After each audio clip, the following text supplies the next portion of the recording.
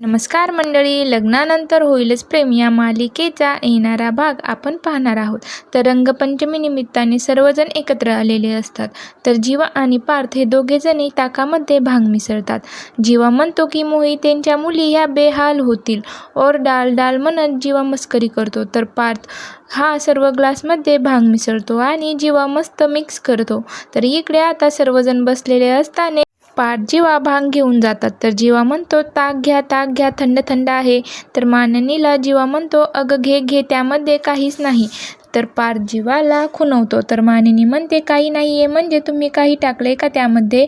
तर पार्थ म्हणतो, अगं आई, तुला तिखट चालत नाही ना, त्यामुळे तुला साधं बनवलं आहे.